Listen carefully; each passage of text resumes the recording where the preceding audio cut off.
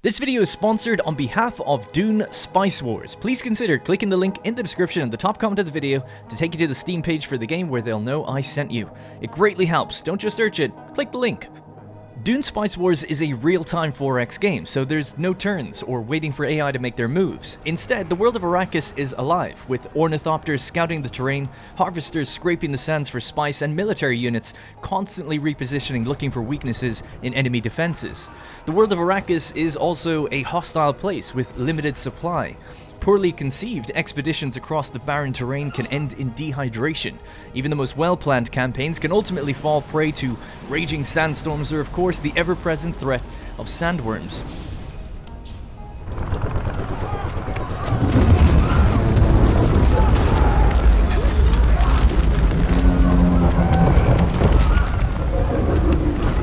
For a resource as valuable as spice, it would be foolish to rely only on military might. Subterfuge plays a significant role, and so does diplomacy, as you can barter and exchange not only goods but agents as well, and broker treaties with major factions and also the locals. And finally, you're in competition with the other great houses politically within the Landsraad Council. Here you can use your political influence to sway votes determining planet-wide laws and council positions, with the ultimate goal of becoming the elected governor and maintaining control for several months. Before we get into my playthroughs and the specifics about how the game plays, first, let's check out the 4 playable factions. First up, we have House Atreides, led by Duke Leto. Atreides have a bit more of a diplomatic approach to things and gain greater benefits from their Landsraad standing. Then we have House Harkonnen with the sinister Baron, and as you'd expect, Vladimir Harkonnen's got a little bit more of an aggressive playstyle and benefits from having standing militia and oppressing his people. Then we have the Smugglers, led by Esmar Tuek. The Smugglers are a sort of in-between faction, not quite native, but not a ruling house either. They can establish underground networks, siphoning off the resources of other factions. And finally then we have the Fremen, the natives of Arrakis. Led by Lietkyns, the Fremen aren't an industrialized people, so they don't use fuel or harvesters in the game. And instead of using shuttles to transport their troops, they activate thumpers to draw sandworms to the surface and then ride those worms across the dunes. Now, it's worth mentioning in the interest of time, I have simplified things a bit. Each faction has unique units, technologies, buildings, and abilities at their disposal, but they also have 4 unique counselors to choose from at the beginning of the game. You can choose 2, and they're set for that game, and they typically have a powerful enhancement or a unique spin on a mechanic that tailors your playstyle a little bit more. For example, as Harkonnen, I took Peter de Vries, which encourages a more stealthy playstyle. He unlocks the unique stealth drone unit early for you, but also gives it the infiltration trait, so it can ignore supply and generates intel when it's in enemy territory. Now we'll talk about supply and intel a little bit later. Peter also gives you this trait to ornithopters as well. Ornithopters are scouts, identifying hidden units and other hazards, but with Peter, you effectively have the ability to know where the enemy is, and they don't know that you know that. So these counselors, when used correctly, can have dramatic effects. Now you might wonder if the AI cheats and just sees your hidden units anyway. Well, several times I had hidden units lying in wait, ready to spring a trap for any would-be attackers, and as soon as they were revealed in combat, the enemy tried to run away. So it certainly feels like they base their attacks off of what they see, which is no surprise really, as espionage and recon is a really big part of the game. Most of my time with the game was playing as House Harkonnen and the Fremen, so you're going to see a lot of footage from their perspectives, but just remember, with the other 2 factions and their various counselors, there's a lot I just simply didn't have time to showcase in the video. So, let's start with how a game plays. Once you've picked your faction, the counselors, the map size and difficulty, the game starts with your capital city and just 1 territory. You'll have an ornithopter ready to go as well, and immediately set about scouting out the territories. What you're looking for is spice. Spice is the most valuable resource in the universe, and it's only produced here on Arrakis. It extends life, expands consciousness, and makes interstellar travel possible. That's why everyone's fighting over it. As a great house underneath the Emperor, you're expected to get set up and pay the Imperial tax in spice. Every 25 days, the Imperium will expect a spice payment that you can see here. And every 25 days, the demands increase, so it's imperative that you find it, exploit it, and keep the spice flowing. To do so, you'll expand with your ornithopters to scout, finding spice deposits and other resources. Every resource in the game is part of a sector that has a local neutral village controlling it.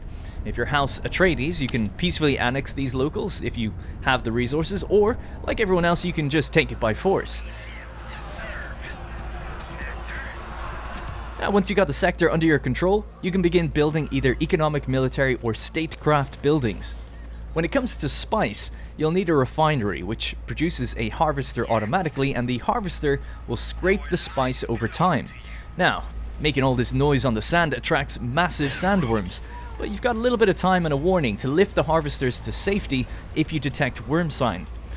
And then when it passes, you can just redeploy them. Now, if you want, you can have this done automatically at the expense of some efficiency, or you can min-max the extra spice at the risk of losing a harvester and its crew and having to pay to set it all back up again.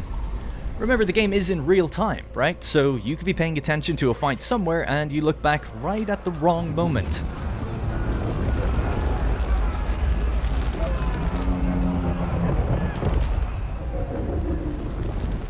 Once you've started accumulating spice, you can then save it up, or you can trade it with the Chome Company for a fluctuating exchange rate. You can also trade it with other factions on Arrakis for a good deal. So that's the fundamental resource that you're working on, and it is limited. But while you're doing this, you're also saving up Solari to pay for things such as, well, just about everything. Units, buildings, and lots more by the end of the game. Then you've got Plascrete, which is your construction material that you have to mine. This pays for the upkeep of buildings and units, but it's also crucially used to expand settlements. Now, settlements have 5 building slots at their capacity, so you have to think carefully about how to build them. Several buildings have adjacency effects in the regions, and you might need things like defenses on your borders, but also the terrain has modifiers such as resources, but also wind strength, which is a determining factor in gathering water. Water is needed to set up new settlements and sustain units, and can also be used to trade with the local sieges for other effects. There's also manpower, again, used to recruit and sustain units and for the crews of harvesters.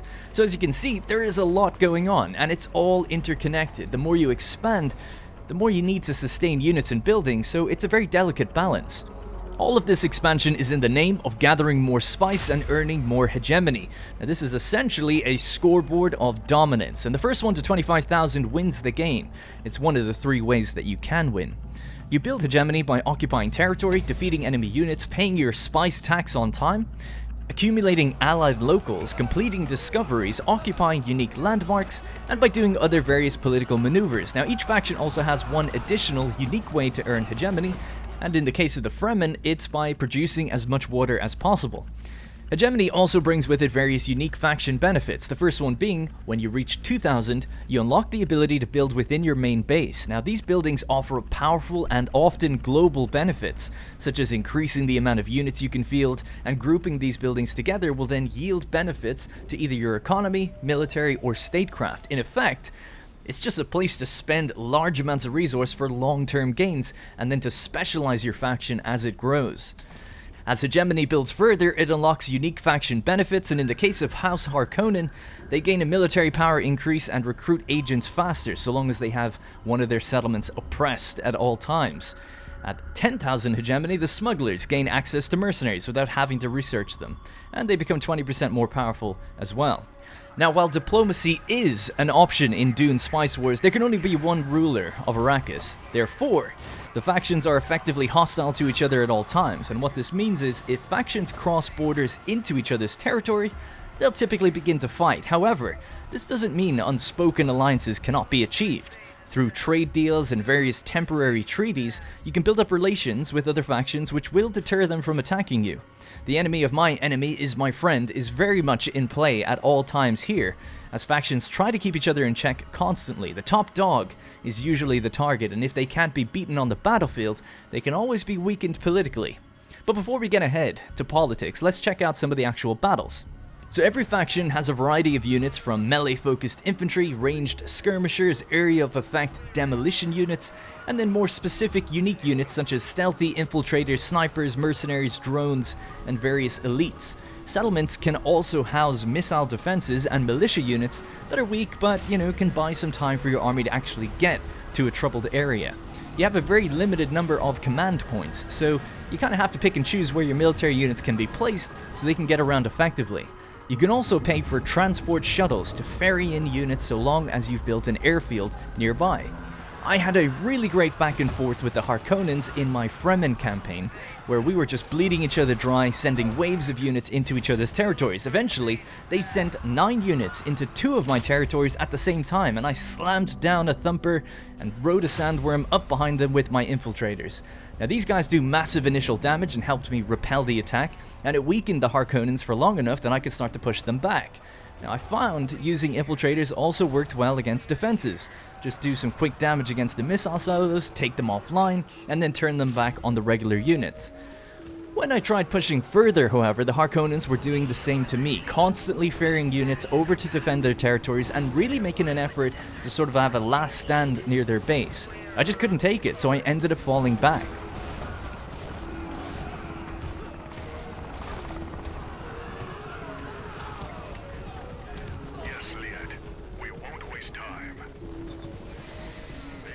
Eventually, I thought I'd be clever, and I built a Kulon caravan, a unique Fremen unit that can make a camp and stay supplied. So basically, supplies is the orange bar on units that depletes when you leave your own territory, and it depletes extremely fast when you enter deep desert. When supply runs out, your units will perish from dehydration within a matter of seconds. You basically just cannot afford to run out. Now the Kulon caravan can make a camp, providing supply, health, and stealth to nearby units, so it's very powerful. But it also consumes a lot of water, so there is some drawbacks. So, I positioned one of these caravans right on the edge of Harkonnen territory, and I made a camp with it. My first attack dealt with the garrison units as much as possible, and during the attack I watched as 5 reinforcing Harkonnen units arrived on shuttles, watching the carnage unfold, just waiting for the moment I was at my weakest before striking. So I sat back, waited on the edge to heal up and resupply, and sure enough the Harkonnens started to leave the area, presumably because they just couldn't see me anymore. So I attack again, and literally as I attack, I watch the garrison fill back up. This was just really unlucky on my part. I took a little too long. The Harkonnens rebuilt their garrison, which takes about 1 to 2 minutes, and it just got done right as I was attacking. Now you can build all the units at the same time, it's not one by one, but there is a limit, so we jumped into an even bigger garrison than the first time. We took the garrison out and began capturing the town, but the Harkonnen reinforcements arrived again and launched a massive counterattack. Now it takes some time to capture a town fully and make it actually change hands. You defeat the garrison, but then you've got to wait a little while. So even though the garrison was dead, this was still Harkonnen territory, and that means I couldn't heal properly. I had to send some units back to the hidden camp on the edge of the border. This meant their counterattack was just really powerful and my units were spread out, so I panicked, and I started running across the deep desert, trying to flee. Then, the tremors appeared again, a sandworm. We had to either commit to the desert, where we'd surely die from running out of supply, or run back to the safety of the camp. They didn't make it easy though. They kept chasing me into the desert, killing a unit before backing off, so then I made a dash for it. And even with the tremors, I was running over to the camp, just assuming like, the camp will probably keep me safe. It didn't.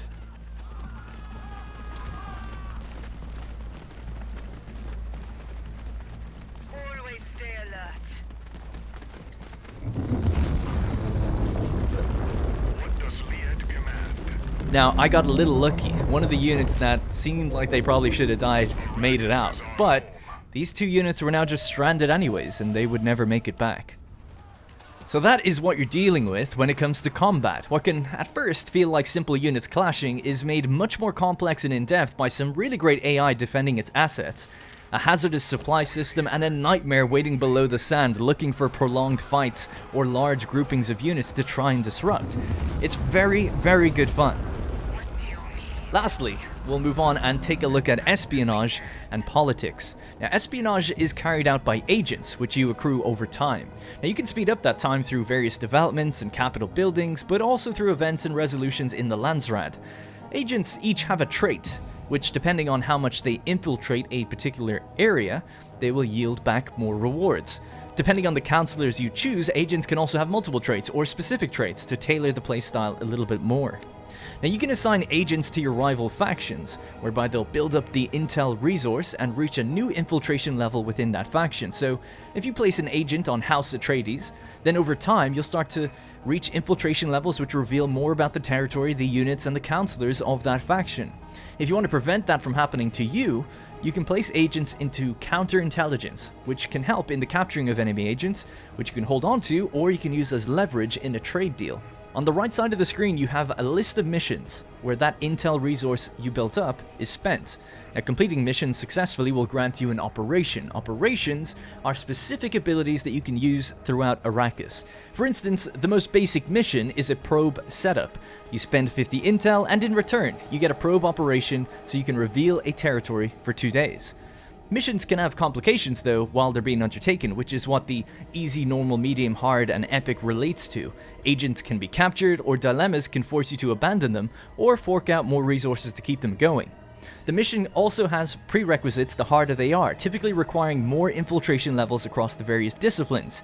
Much like infiltrating the rival factions, you can also infiltrate Arrakis itself, the Spacing Guild, Chome Company, and the Landsraad.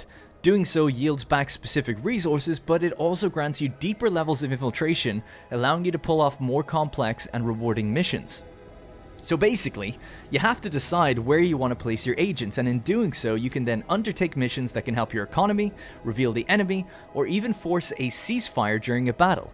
I was invading House Atreides as House Harkonnen when they activated a ceasefire on me. Again, I just crossed the desert to get there, so when the ceasefire happened, I was stuck in enemy territory with dwindling supplies. My men died to dehydration. So playing the intel and espionage game can have very real consequences, but none are as powerful as the assassination.